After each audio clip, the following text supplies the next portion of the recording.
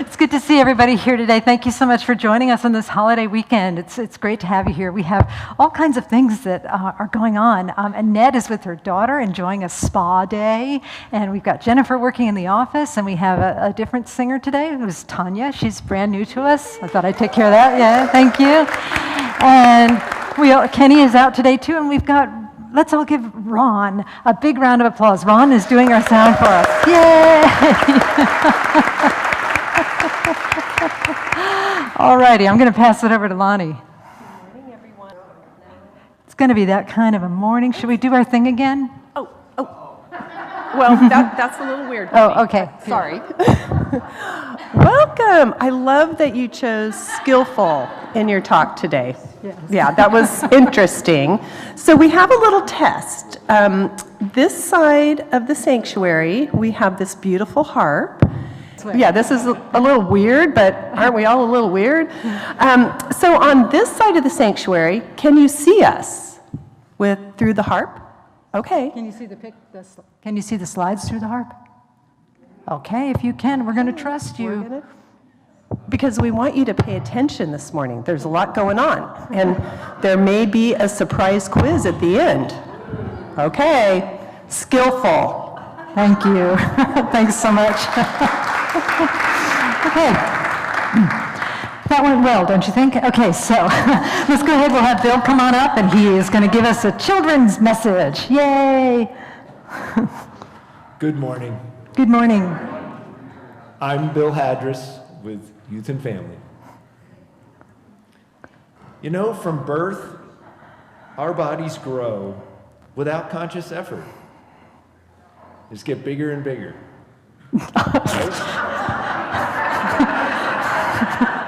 That was confidential, Bill. I thought we talked about that in a practice session. Okay, never mind. Sorry. I was going back to birth. Okay. Okay. However, spiritual growth or positive growth doesn't just happen. It takes conscious effort. In order to move from one stage to the next, there is always something we must be willing to let go of. So for a moment, I invite you to close your eyes, take a breath, and think. If you could create a world, what would it be like?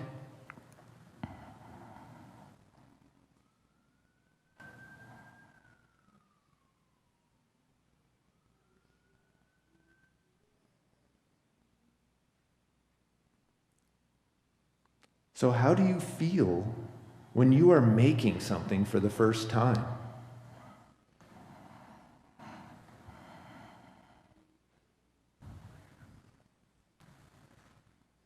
What do you need to let go of? You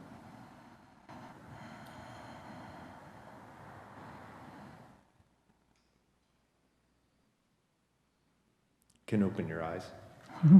As we take the next step in creating that world, there is something important to remember. We are all a unique part of the infinite force of the universe, an infinite source of creativity.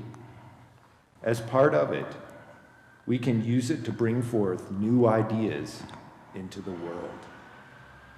So I invite you to repeat after me. I am one with all of life. I am one with all of life. And so it is. And so it is. And so let us continue to focus inward and to breathe deeply, to feel the power and the presence of the one life, that true self that connects all of us through breath, through being, that connects us to the earth and the stars,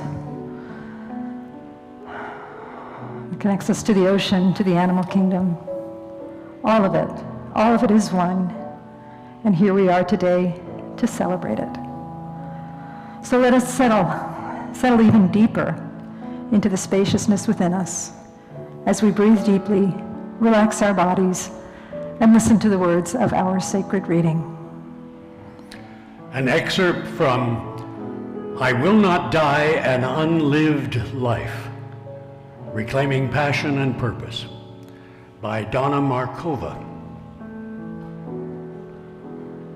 On rare and precious moments, someone will tell me about when he used to play the saxophone, or when she used to dream about opening a halfway house for abused women, or when he thought he could mentor boys in the inner city, or when she was going to write a book about how she made it through her childhood. And they light up. There is no other way to describe what happens. Their cheeks flush, their bodies become animated, their voices are electric as they speak. For a moment, the clock stops ticking. Then they pause, shake themselves the way a dog does on a hot day after swimming in a cool lake, and they crawl back into their girdle. Talk about money and time and reasons why not. Well, I'm not just the sort of person who could just, you know. And I watch heart failures as the clock begins to tick again. Parker Palmer wrote, "No punishment anyone might inflict on us could possibly be worse than the punishment we inflict on ourselves by conspiring in our own diminishment." My son once told me he didn't want to grow up to be a man because they all seemed like they were walking dead. I came back from being dead, realizing we are totally free to live fully alive. Now, this moment, free to define ourselves. We are what we choose to be. I don't mean free to have, I mean free to be. I know many among us don't have sufficient nourishment, space, education, but I also remember learning how Nelson Mandela sang of freedom at the top of his lungs on a boat while being taken to prison. And I remember the Jamaican angel who swept the floors in a hospital and whispered words to me in the dark of the night. "You are more than your fears," she said, and that changed everything for me. I know there are many among us who have more food than they can ever eat, bigger houses than they can ever occupy, more education than they can ever use, and still they suffer from spiritual insufficiency and the lack of nourishment that is the sense of purpose. That's because most of us would never dare sing at the top of our lungs on a boat for fear of being embarrassed. Thank you. So let's attend to the words of that reading and turn within and find that true essence, that self within us that longs to express, that may or may not be expressing fully, knowing that spirit is infinite, knowing that we can always have a deeper and broader and wider and more inwardly and outwardly focused expression of the infinite. And when we sing together, "I am remembering who I am," we are remembering the true self that is beyond our own individual self, but the true self that is the soul of the universe, that encompasses everything, that is infinite, that transcends opposites, that holds good and bad, or what we call joy and what we call sorrow. That true self is the I am presence. I am is another word for God or infinite or love. And so let us sing together, "I am remembering who I am," singing it for ourselves to remember that glory and that power that abides within us always, that freedom to express. But also let us sing it on behalf of all beings everywhere, the cosmos, everything seen and unseen.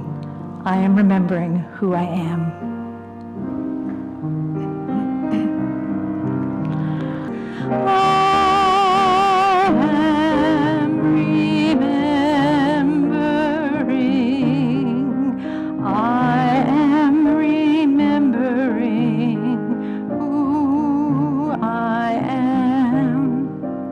I am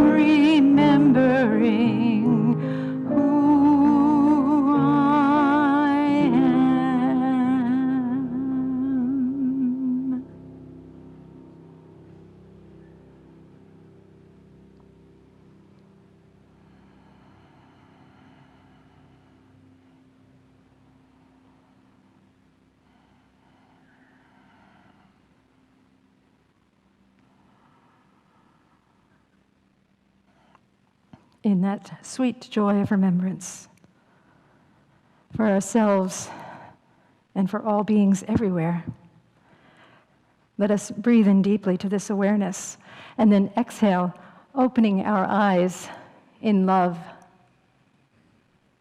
and in service to what is, as it is, and so it is.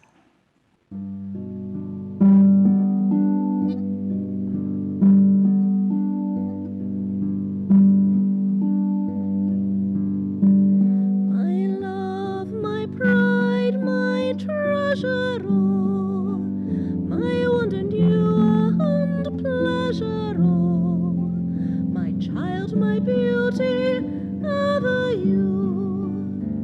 Who am I to buy you here?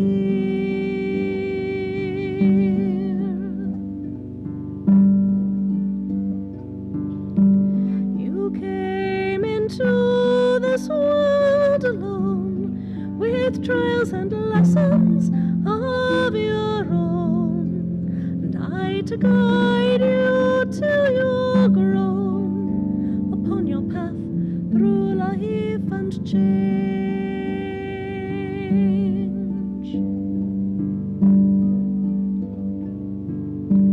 Through every bump and every bruise, through triumph and through tragic news, to help you in the life you choose, is all my joy and all my pain.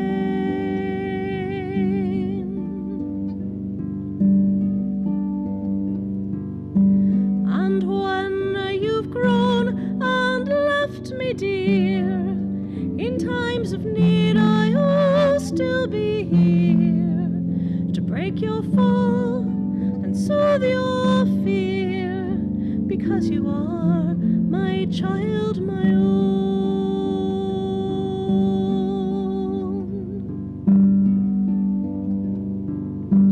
And as I nurse you at my breast and lull you into peaceful rest, I see before me my own quest to do for you the best I can.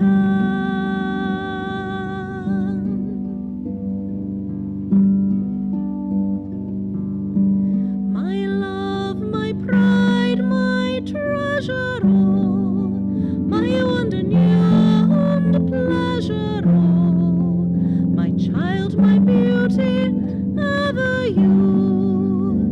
Who am I to buy you here?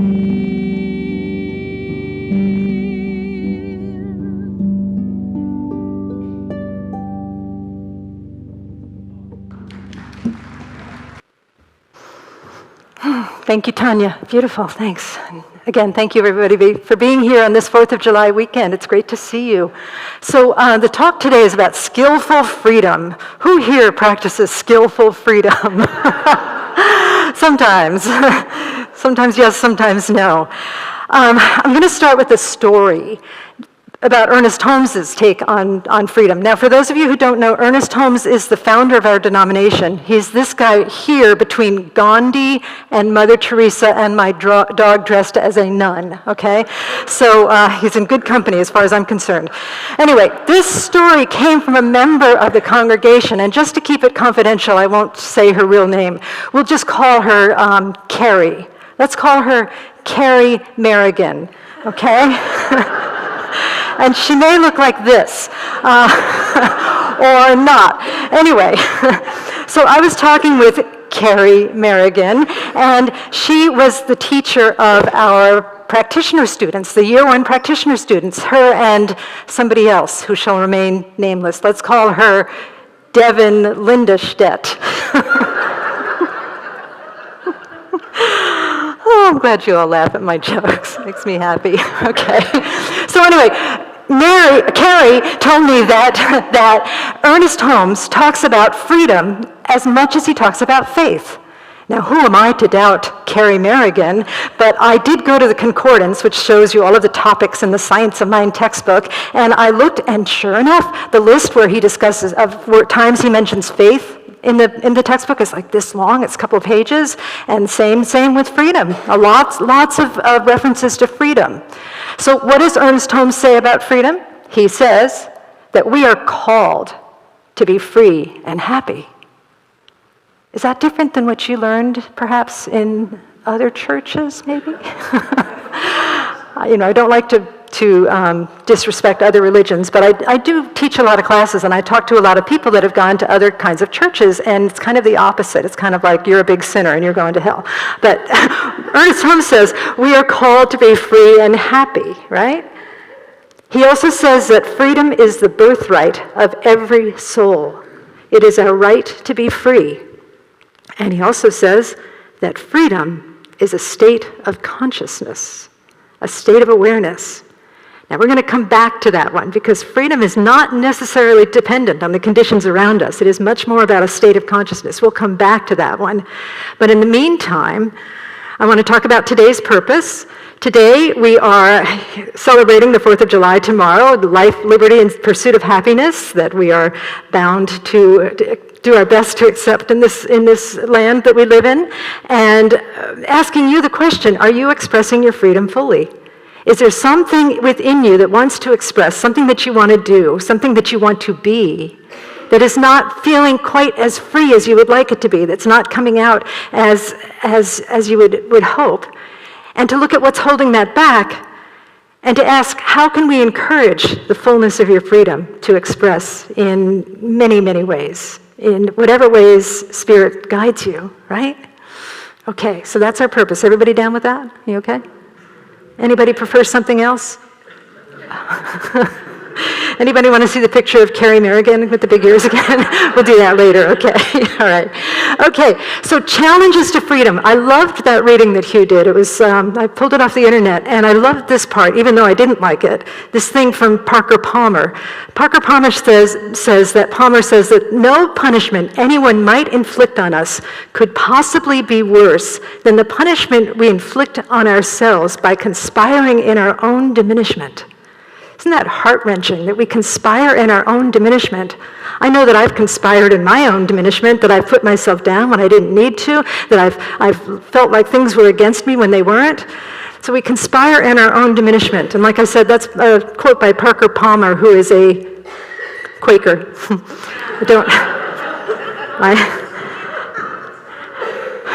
I apologize in advance for profiling Quakers, but I just couldn't control myself. There he is on the oat container. So Parker Palmer said that we conspire in our own diminishment. So some of our challenges to freedom. This just kind of shows that the idea of challenge to our freedom is omnipresent. This is Henry Thoreau, who, I'm paraphrasing here, but he said that most of us lead quiet lives of desperation. We lead lives of quiet desperation, right? And then Wayne Dyer, who's a more contemporary teacher, he asks, don't die with your music still in you. It's Wayne Dyer and Henry David Thoreau. So it seems like there is a lot of stuff around this idea that we have freedom, but perhaps we're not using it. Perhaps we are allowing ourselves to die with unexpressed music still within us, and that we are leading lives of quiet and sometimes noisy desperation. Okay?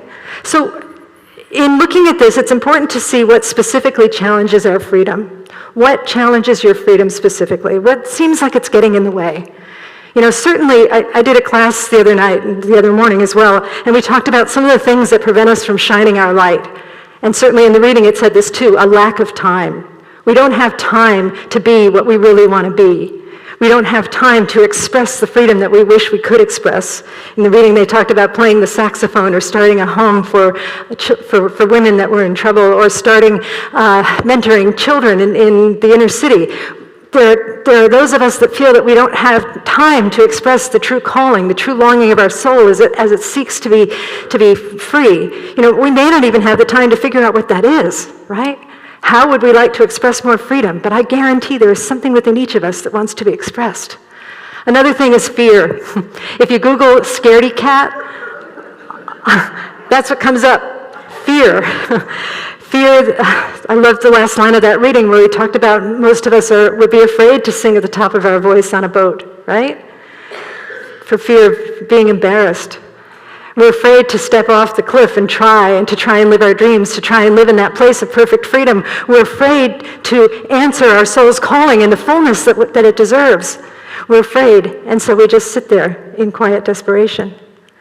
The other thing is an epic to-do list. How many of you have an epic to-do list? Yes. So epic, so epic. I would love to hear more about your to-do list sometimes, because mine is mortifying. This whole system of Post-its that I've got going on, it's just mortifying. We'll talk after service, okay? But anyway, the epic to-do list. Those are kind of material things that seem to get in our way, maybe not the fear, but there's all kinds of beliefs that maybe my calling is not wanted here. Maybe my calling is something that is that is just too big or too hard. Maybe it's something that will annoy the people around me, Maybe my family or my loved ones won't accept me or love me as I start expressing this new calling in a bigger way. Maybe it will make people uncomfortable, right? All of those things can hold us back from expressing the freedom that we know belongs to us. Because again, Ernest Holmes said, freedom is our what? It is our birthright. Birthright, yes. Lonnie told you there would be a quiz. That was it. You all passed, even if you didn't say birthright. Okay. So what challenges your freedom? That is something for all of us to decide individually, what we wish to express and what seems like it's standing in the way of it. And then remember that freedom is a state of consciousness. That the external conditions that seem to challenge our freedom may not be as powerful as we are making them. The time, the fear, the to-do list, the control we seek, the lack of approval we may fear, all of those things may not be as powerful as we are making them. Again, think about Nelson Mandela. He was on a boat to prison, and he was singing about freedom at the top of his voice. Think also about Kasturba Gandhi. This is Gandhi's wife. That she was arrested many times for peaceful protests in India, as she was seeking with her husband to gain greater rights for the Indian people. And at one point, she was interviewed, and the person asked her, "How do you feel about going to prison?" And her response was, "There is no prison. There is no prison. Prison is a state of mind. Prison is a state of mind." And the thing is that although we may not literally be in prison, our bodies may not be in prison, we all tend to imprison ourselves. We all tend to put up iron bars that block us from expressing the freedom that we wish to express. But this business about it being a state of consciousness is that consciousness transcends conditions, okay? So take a moment to reflect. Reflect for yourself. Again, I've asked this a couple of times, but let's just take a moment to breathe into this reflection. And ask yourself, what freedom do you wish to express? What do you wish to be? What spirit of the divine, your divine calling, is seeking greater expression in your life? And don't worry about it too much. Just allow what is to come up. You can always examine it more later. But what freedom do you wish to express? And then what appears to stand in the way? Is it some of those things that I mentioned, like too much to do, too many responsibilities, not enough time, fear of disapproval, fear of embarrassment? What seems to stand in the way of the expression of your freedom? How about fear of getting started? That's a big one for a lot of people.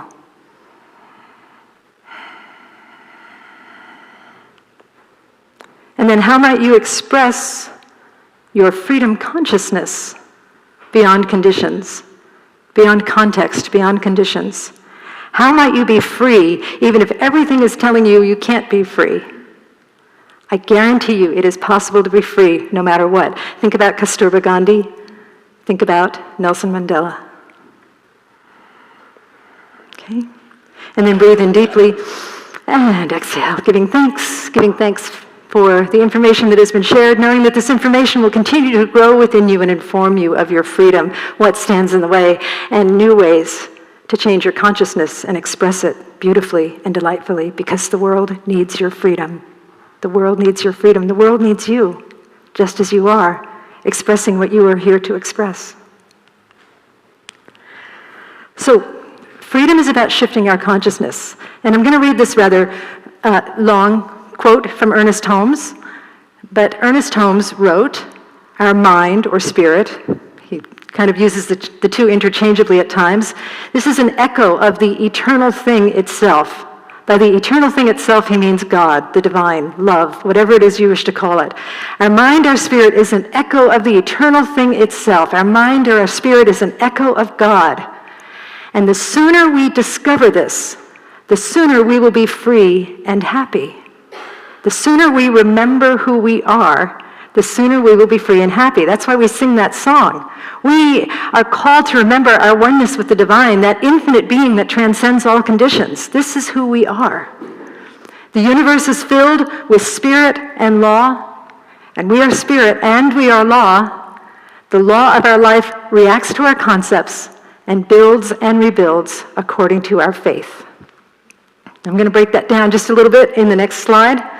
First thing is spirit is all. We are one with the eternal thing, as he called it. Spirit is all there is. Everything that exists is spirit coming into form. Spirit becomes matter. The word becomes flesh and dwells among us. Spirit becomes matter so that matter can remember that it's spirit. Isn't that cool? That's so cool. Spirit.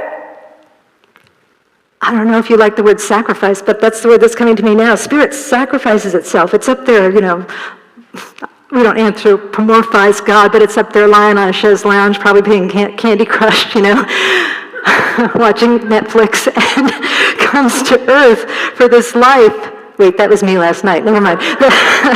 Comes to earth to sacrifice itself, to become matter, a matter that's going to forget that it's God.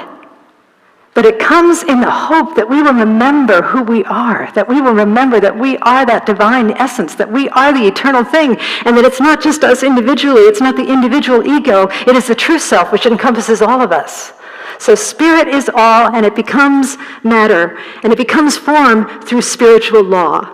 Okay, that's how spirit creates, and that is also how we create with the power of our belief. We see what we believe. We experience what we believe. The quality of our belief affects the quality of our lives. The way that this is often described in science of mind teaching in our denomination is that it's like planting a seed, right? A belief is planting a seed, and then there's this law of the soil, all that mystery that happens in the soil, all of the nutrients and all of the feeding of the seed and the watering and all of that happens, and something mystical happens in that little seed, and then it becomes a form. That's how we create thoughts. I think thoughts of abundance, and pretty soon I plant these seeds of abundance, and then something happens internally in law to change me from the inside so that everywhere I look, I see abundance. I plant seeds of freedom, knowing my own freedom, knowing your own freedom, knowing the freedom of everybody to express, and we plant those seeds and we continually believe that we are free, that the obstacles are just illusions that we can transcend, that we are giving the obstacles way too much power. The obstacles aren't bad, they're just there to teach us to be free, right? And so we just continue to feed that belief that we can transcend anything, and then soon we can. And it matters less and less that the outer changes, because the inner is changing so abundantly and so rapidly and so beautifully. It's like a homecoming. One of the things, too, like when we talk about God being all, is sometimes it's hard for what we call the binary operating system, the way that our brains work. It's hard for us to fathom that we are one with God, and that God is all, and that God is in each and every one of us, and that God is the power and the presence that lives and moves and has its being through all of us. Maybe me, but maybe not that person over there that I don't like. I did not point to the balcony people. I love you all. I don't know who you are, but I love you. Okay. It's hard for us to fathom that. But, one of the things that has helped me is this guy, Neil Douglas Klotz, who is a Sufi, and he's a translator of the Gospels into Aramaic and then back into English. And And he talks about how God is breath, right? Spirit is breath. Inspiration, right? Spirit is breath. And then he also talks about breath is like spirit. God is breath. That sounds so bold and so wonderful. And sometimes we have to go to that place. It's a metaphor for God, you know. Spirit is breath. Spirit is like breath. Her breath is like spirit, and breath is like law. And I'm going to read you something that I wrote about this the other day for some ministers I was working with. You know, the Franciscans talk about how nature is the first Bible. Nature is the first Bible. For me, nature was definitely one of the first Bibles, that and music, and also physiology. As above, so below. I see the workings of God in physiology. I love physiology. Is anyone else here a physiology nerd? I love it so much. I just love it. Let me tell you how much I love. No, never mind. I did. Okay. So anyway, I think about the miracle of breathing. How we take something nourishing into our lungs and it feeds every single cell in our bodies. It feeds every cell in our bodies through divine and complex physiological law, and how we take it for granted. We take it for granted. We don't miss breathing unless we're struggling with breathing. We don't notice breathing unless we're struggling with breathing, rather. And this is like God, because like God, the breath nurtures creation in seen and unseen ways. And like God, the breath just is. It fills or it falls on the just and the unjust. The breath just is. It fills everyone. God just is. It fills everyone. And when our bodies die, we stop breathing, but then we become the breath again. We come from breath to breathe and become breath again. The breath, or God, is greater than the I am of the small self in its universality and its omnipresence. We all have breath. We all share the breath. The planets have the breath around it. They have wind around them. The ocean does. And I use the humble, me personally, we all do. We all use the humble, helpful power of breath. But I have to allow it to use me too, right? Can't use God without allowing God to use you, to fill you, to surrender to it. It fills me as I surrender to it, and I belong to the breath, and the breath belongs to me. There's a mutuality of it. I can use the energy of breath to empower my body to engage in constructive or destructive acts. This is where the law comes in. This is where the power or the quality of our belief affects the quality of our life. The quality of how we are using the breath can affect the quality of our life. And I'm not talking about halitosis or anything. That's something else. But it's more about, think about words. Think about the reason I'm up here speaking is because of the breath. I'm using breath, and I'm expelling breath, and it's vibrating my vocal cords. But I can choose to use my breath in ways that are saying kind and loving words, or I can choose to use my breath in ways that are saying unloving words. This is how the law works. This is how God works. And we are all one with it all of the time. So if you ever are wondering, what is God? What is God like? How am I like God? Just think about your words. Think about your speech. Think about the breath. Think about this invisible, invested presence that comes and fills us and lives and moves and has its being and animates every single part of us. And we can't live without it. We are alive because of the breath. But the breath uses us. It fills us. But we can use the breath in ways that are helpful or hurtful. How are you going to use your breath? How are you going to use your sacred coin? How are you going to use your freedom to be helpful to yourself, to love yourself, to be helpful to others, to love others, to be filled? Thank you, Joan. Good. Joan said yes, everybody. We're going to hold her to it. Okay. You already do, honey. But what a great opportunity. What a great opportunity to become conscious of what we're doing, that we have so much more power and freedom than we ever thought we had before, because we have breath, because we have God. So let's reflect again. It's similar to the last one, but now we're going a little deeper, okay? How are you using your life force, your inspiration? Are you using it in ways that are loving and supportive to yourself and others? I would harbor a guess that most people here are pretty loving and supporting of others, and perhaps neglecting ourselves a little bit, forgetting to breathe, forgetting to nurture our bodies, forgetting or neglecting to nurture our souls, and to recognize and remember our innate goodness and the beautiful, beautiful spirit in each of us that longs to express and that deserves happiness and freedom. Is your breath, is your inspiration flowing freely, or are you holding it back?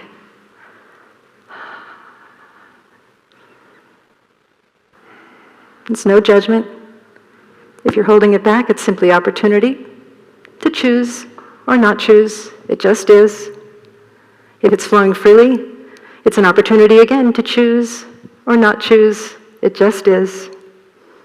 And if you do choose to express greater freedom, greater love, greater breath, greater inspiration to yourself or to the world, are you willing to try something new? And that just requires a yes or a no. You may not know in this instant what something new is, but perhaps in contemplating this topic, something will come to you. And it won't seem like very much. It might seem very small, but you never know where these ripples of good intentions will go. What is the something new? Again, Henry David Thoreau said that we live lives of quiet desperation. Paraphrased quote. We don't have to. We don't have to. I read an article the other day that said that many people use this thing about living lives of quiet desperation to give themselves fuel for a grand gesture. But it could be something else. The guy who wrote this article, I can't remember his name right now, but he said that really Henry David Thoreau was not seen by many as a grand gesture. He simply retreated and went to the woods to live deliberately, to contemplate nature, to see what he could learn, to feed his own soul, to write about it. It wasn't seen as something that was going to rock the world, even though years later we quote him in many churches. So what might that something else be, if it's not a grand gesture, if it's something simple? He challenged the status quo, and he elevated, bless you, my pleasure. He elevated the small. Challenged the status quo, and he elevated the small. Now, what does that mean for us? This is your brain. This is your brain on spirit. Some of you may not remember those old commercials, but this is your brain on spirit. We can accept the status quo. We can say, this is happening, so therefore I need to feel this way. Nelson Mandela, I'm going to prison, therefore I need to be super depressed. Something has happened in the world, therefore I need to be angry. Something has happened in my relationship or in my family, therefore I need to be in despair. We can honor all of those feelings. It's all part of the kingdom of heaven. It's all part of grace. It's all part of God. But we can also choose to be differently with things. We can look beyond appearances. We don't have to respond to things in a quote-unquote normal manner. See what is and shine your light anyway. Express your freedom anyway. And remember that conditions don't change the truth. Worldly conditions, prison, disappointment, fear, conditions do not change the truth of omnipresent God, omnipresent infinite freedom, omnipresent infinite unchanging good. That is always there. Only the infinite, only the finite has wrought and suffered. The infinite lies stretched in smiling repose. Emerson, maybe.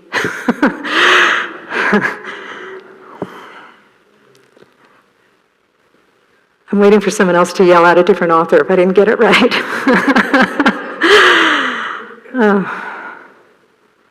So do you get that? Do you get that? It's kind of like the ocean. The surface of the ocean, there's a lot of turbulence, but at the bottom of the ocean, it's calm. There's a place within us that loves everything. It loves the joy and the sorrow.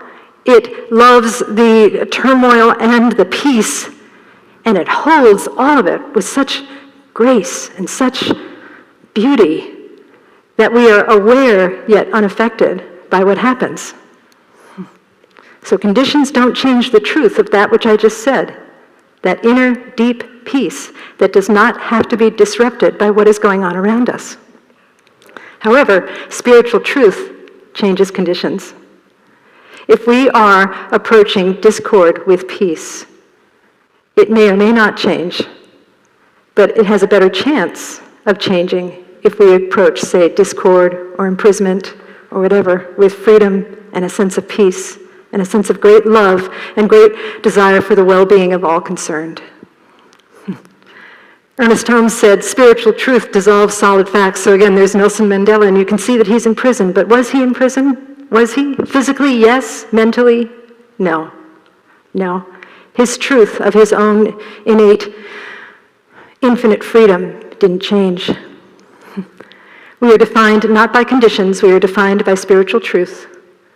And the darkness is there, its purpose is beautiful, it amplifies the light. There is fullness and grace in both the darkness and the light. And you can ask yourself, how might I move past the status quo? What is the situation in my life where I'm not feeling free, and can I look at it differently? That's from the Course in Miracles. How can I see this differently? I'll share with you one of the things that I do. I don't really want to, but I will. We're supposed to share examples of how we transcend this, and I'm scared everybody's going to hate me. But okay, have you noticed that there's a lot of rage in the world, a lot of anger, and a lot of what we might call polarization? People thinking that they're right and the other is wrong. Okay. Well, the reason people get annoyed with me is that they say I don't stand for anything. And my response to that is I stand for reconciliation. I stand for reconciliation. So what happens, and this is all in my own family, by the way. We've got people on both sides of the political aisle. We've got vaxxers and anti-vaxxers, and we've got people with different religions, an atheist or two, an evangelical. We've got all of this. And what I have found, whatever my contribution to freedom is to approach people with nuances, with subtleties that are not on either pole, and to just say, have you thought of it this way? And sometimes, if they're ranting about a politician, I say, what would you do? And then they tell me why I'm wrong to think that way, and we go our separate ways. But honestly, I don't know why, but that seems to be what I'm called to do, is to hold the nuances and to hold the spaciousness of reconciliation, whatever that may look like. Again, it may not happen in my lifetime. It seems like things are pretty kooky right now, right? But I like to think that if I'm open about holding the space for reconciliation, then maybe others will join me, where we're not making the other wrong and we're not making ourselves right, but we're actually moving towards a common ground that we can all feel good about. So that's my plan. That's my plan. What'd you say? What? Amen. Amen, sister. Oh, thank you. Thanks. Okay, good. All right. The other thing, elevate the small. I loved in that reading that Hugh did, that part about the Jamaican woman cleaning the hospital, where I guess the author, Donna Markova, had undergone something terrible, and she was there, and there was a Jamaican woman who was sweeping the floor and saying, you were bigger than this. You were greater than your fear. Isn't that beautiful? And I'm sure that maybe this woman does this for everybody, and maybe it meant nothing to her. Maybe it meant nothing to her. But here, it was a small action, but here I am talking about it to all of you and to people watching online, and maybe you'll share it with someone. That's an action that ripples. And in the infinite, there really is no small. There is no objective small. Many of you know this story, but I learned that when I lost, I live in a small town, and I lost a large farm animal in a small town, and for years I complained that my town was too small, and then this farm animal barged out of our back, it was a goat, by the way, a very big goat, barged out of our back fence and was lost. And I'm like, oh my God, this place is so big. How am I ever going to find Blondie the goat, right? So that my point in telling you that is that there's no objective small. There is no large or small in infinity. It's all relative, right? So whatever you do, everything matters. Everything is both small and large simultaneously, right? So you can ask yourselves, how will I elevate the small? How will I elevate the small? What is mine to do? And you may not have the answer right now, but if we just stay open to the guidance of, oh, I'm called to elevate the small right here and right now, it might happen for us. Again, another story that I was reluctant to talk about, but here we go. So I was in a meeting the other day with my friend Nipun, that guy there sitting next to Kuan Yin, and he's a leader of a very large global service organization, and I was there with several people that I would say are luminaries in the field, people that are deep thinkers, and then there's me, who's a deep thinker, but with a certain level of rowdiness and silliness, and we were having a moment of silence to meditate on something, a challenge that we were having with this thing that we were setting up, and people afterwards commented, and oh, man, these people I was with, they were making such scholarly comments, and the only thing I could think of to say was, has to do with divisiveness in the world, with the high level of anger that everybody's experiencing. And the only thing I could say after this meditation and listening to their comments was, I saw someone in Vaughn's the other day and they were yelling at the cheese.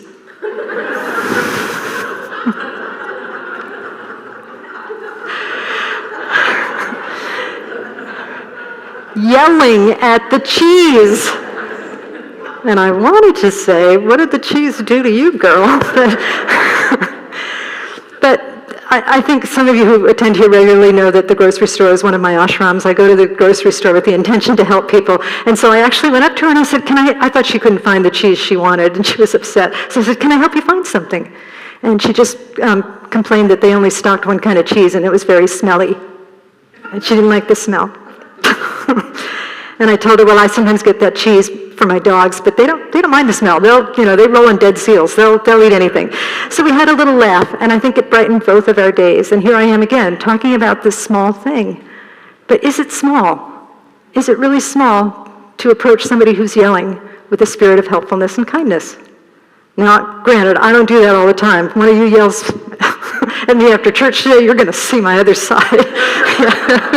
We'll take that out. No, never mind. But anyway, the reason I'm saying this is that Jesus, the master teacher, said, these things ye shall do and more. And so many of us take that to mean that we have to raise the dead, or literally raise the dead, find a dead bird and see if we can get it to fly again, or what have you.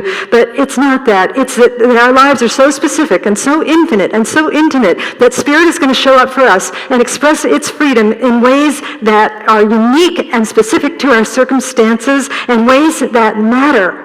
Ways that matter, even if they seem small. So if we're looking past the status quo, if we're elevating the small, we cannot help but be free. We cannot help but be free. And I hold that intention for each of you today, as together let us affirm, the light I seek, the freedom I seek, the miracle I seek, is seeking me. I am found. I am freedom. Yay, hallelujah, and so it is. Let us pray. Thank you. Thanks. All righty. Oh, so turning within, let us just bless this time together and just know that there is this beautiful, beautiful force that we call God that contains everything, that is the darkness, the light, the joy, the sorrow, the ups, the downs, the smiles, the frowns. It is all of these things and so much more. Everything that can be named, everything that is unnamed, this beautiful, powerful presence that is the all in all. And it's so amazing and mind-blowing to know that we are one with that this power and this presence has its being through each of us, that it infuses us, it fills us like the breath.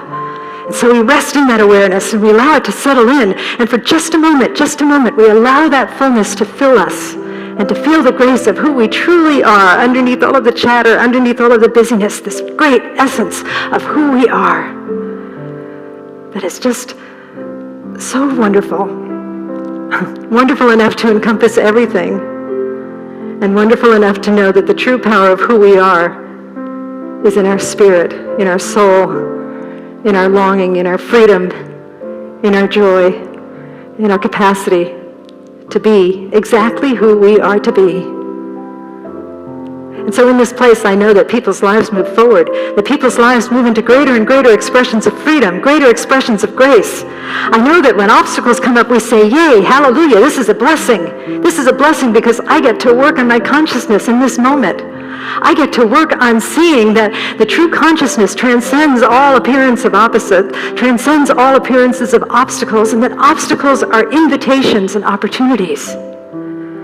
So I celebrate that deeper awareness. I celebrate the awareness of freedom, knowing that freedom is not dependent on circumstances, but that freedom defines circumstances for us. Let us be the definers in our world. We don't need to have life define us. We can define life. And so with such grace and compassion and just joy for this journey, just joy for all of it, I just give thanks for this time together. I give thanks for the transformation that is occurring in each of our hearts. I give thanks for the knowing that this transformation that we experience ripples out and blesses the world, whether it's through our direct contacts or through generations that we will never ever meet. I just trust that the work that we're doing is good, and it is a blessing to all of us and everyone, the entire planet, the entire cosmos. And so in the spirit of gratitude, I bless this gathering, I bless this teaching, I bless all paths to God. Churches, synagogues, temples, mosques, ashrams, fundamentalists, atheists, agnostics, I bless all that I haven't even mentioned, just knowing that everybody's unique expression is a blessing. And with a heart filled with gratitude, I say, thank you, Spirit, thank you, love, thank you, divine mystery. And I release these words, and together we say, and so it is. Namaste.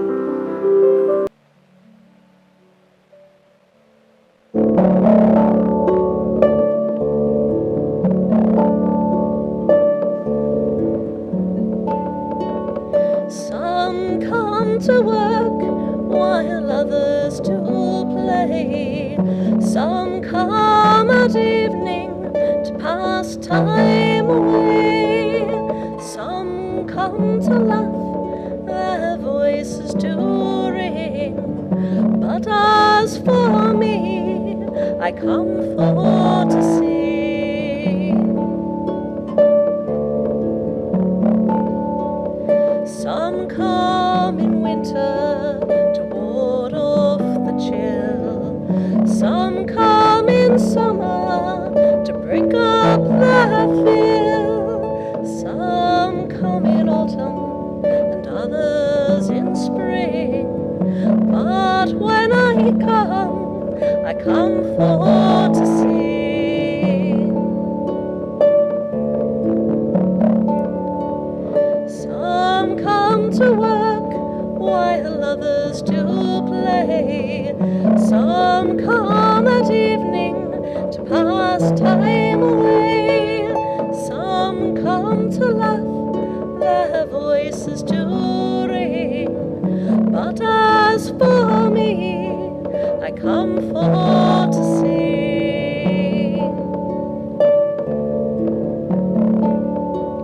Some people have, while others have not. Some like to tell me about what I ain't got, but I don't mind, it don't mean a thing. For when I come for to sing. Some come to work while others do play. Some come at evening to pass time away. Some come to laugh, their voices do ring. But as for me, I come for to sing.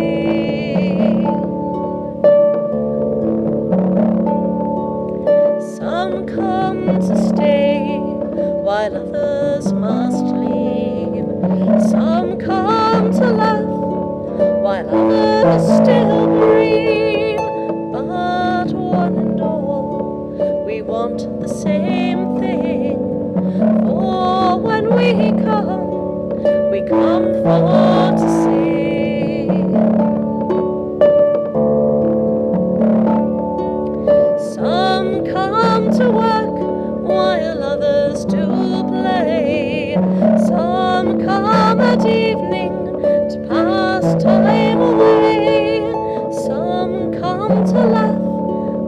the voices to ring. But as for me, I come for to sing. But as for me, I come for to sing.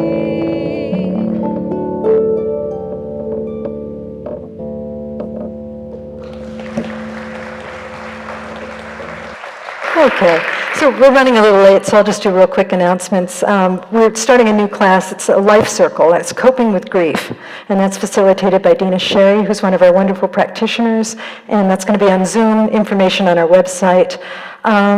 There's a choir rehearsal today, right, after the service right here. And then also after the service, if you'd like to get prayer from one of our practitioners, just come front. They're wearing the white stoles, and they're great at praying for folks. And you can also go back in there into the social hall, get some food, meet somebody new if you can. And we've got a bookstore. We also have some free books and puzzles, and we've got jewelry that supports Ukraine. All of the proceeds for the donations for the jewelry supports Ukraine. And so there's lots going on. So just if you want to hear the rest of the announcements, come back next Sunday and we're good to go. Okay. For now, I'll give us a prayer, okay? And so in the spirit of divine love and grace, just such wonder for this beautiful gathering today and this beautiful day of independence and knowing and freedom. I just give thanks for this sacred time together. I give thanks for everyone here lending their hearts and lending their consciousness, lending their presence to this sacred gathering, for where many of us are gathered in the name of love, love expands exponentially. And so with a spirit of grace and gratitude, I just again say thank you, Spirit, thank you, love. And I release these words into the divine mystery. And together we say, and so it is. Namaste. Thank you.